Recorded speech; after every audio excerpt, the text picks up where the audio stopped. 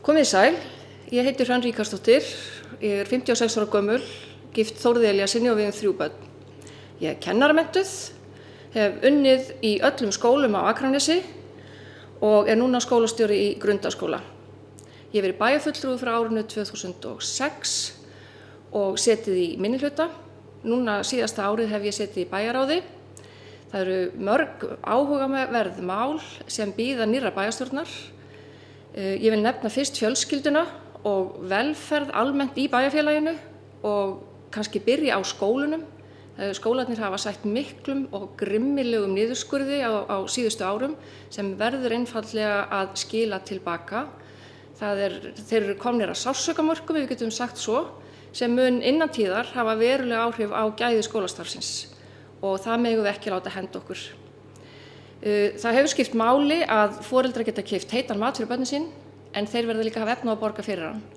Það skiptir máli að fólk geti verið með börnin sín í lengri viðveru en þeir verða líka að hafa efni á að borga fyrir hana. Foreldrar verða að ráða við þann kostnað sem að hlýst af skólahaldinu ýmiss konar. Ef við ætlum að bjóða upp á heitar máltíðir verðum við að gera foreldrum kleift að borga fyrir þær. Ef við ætlum að bjóða upp á lengda viðveru þá verðum við að gefa foreldrum kleift að borga fyrir hana líka. Hún má ekki vera svo dýr að fólk hafi ekki efni á að notfæra sér hana. Þetta á líka við leikskólana. Síðustu tímanir á leikskólanum allt of dýrir og því verður að breyta.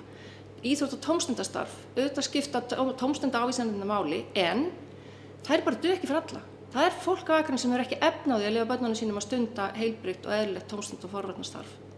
Því miður, því verðum við líka að breyta. Þannig að auðvitað tökum við þátt í því og viljum hækka ávísanir til tómstundastarfs. Ég hef áhuga á svo mörgum málum í bæjarfélaginu, ég hef áhuga á íþróttum, ég hef áhuga á lífinu og tilverunni, finnst gaman að vera með fólkinu mínu, vinum og fjölskyldu.